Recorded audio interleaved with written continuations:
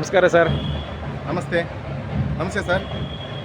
ನಾಡಿನ ಜನತೆಗೆ 70ನೇ ಕರ್ನಾಟಕ ರಾಜ್ಯೋತ್ಸವದ ಹಾರ್ದಿಕ ಶುಭಾಶಯಗಳು ಹೇಳ್ತಾ, ಇವತ್ತು ನಾವು ಕೋಲಾರದಲ್ಲಿ ಜಿಲ್ಲಾಡಳಿತ, ಭುವನೇಶ್ವರಿ ಕನ್ನಡ ಸಂಘ, ಕನ್ನಡ ಪರ ಸಂಘಟನೆಗಳು, ರೈತ ಪರ ಸಂಘಟನೆಗಳು ಎಲ್ಲರೂ ಕೂಡ ಇವತ್ತು ಬಹಳ ವಿಜೃಂಭಣೆಯಿಂದ ಕರ್ನಾಟಕ ರಾಜ್ಯೋತ್ಸವವನ್ನು ನಮ್ಮ ಎರಡನೇ ಕೋಲಾರ ಎರಡನೇ ದಸರಾ ಅಂತ ಪ್ರಖ್ಯಾತಿಯಾಗಿದೆ. ಇವತ್ತು ನಾವಿಲ್ಲಿ ದಸರಾಗೆ ಕೋಲಾರಮ್ಮನ ಮೆರವಣಿಗೆಯನ್ನು ಕೂಡ ಅಂಬಾರಿ ಮುಖಾಂತರ ಮೆರವಣಿಗೆ ಮಾಡಿದ್ದೀವಿ.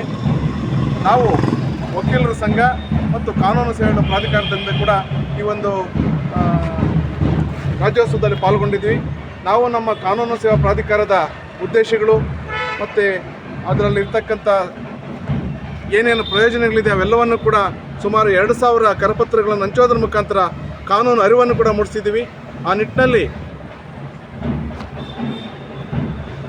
ಕನ್ನಡ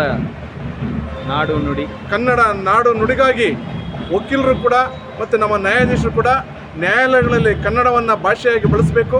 ಅತಿ ಹೆಚ್ಚು ಪ್ರಕರಣಗಳನ್ನು, ತೀರ್ಪುಗಳನ್ನು ನಮ್ಮ ಆಡು ಭಾಷೆಯಾದಂಥ ನಾಡ ಭಾಷೆಯಲ್ಲಿ ಬರೀಬೇಕಂತೇಳಿ ಈ ಮೂಲಕ ಕೋರ್ಕೊಳ್ತೇನೆ. ಈ ಮೂಲಕ ಕನ್ನಡ ಸಮಸ್ತ ನಾಡಿನ ಜನತೆಗೆ, ಕೋಲಾರ ಜಿಲ್ಲೆಯ ಈ ಮೂಲಕ ನಾಡಿನ ಸಮಸ್ತ ಜನತೆಗೆ ಹಾಗೂ ಕೋಲಾರ ಎಲ್ಲ ನಾಗರಿಕರು ಕೂಡ 70ನೇ ಕರ್ನಾಟಕ ರಾಜ್ಯೋತ್ಸವದ ಶುಭಾಶಯಗಳನ್ನ ಹೇಳ್ತಾ, ಪ್ರತಿಯೊಬ್ಬರು ಕೂಡ ಇದು ನಾಡ ಹಬ್ಬ, ಪ್ರತಿಯೊಬ್ಬರು ಕೂಡ ಇದರಲ್ಲಿ ಭಾಗವಹಿಸಬೇಕು, ನಮ್ಮ ಹಬ್ಬ ಅಂತೇಳಿ ಭಾಗವಹಿಸಬೇಕು.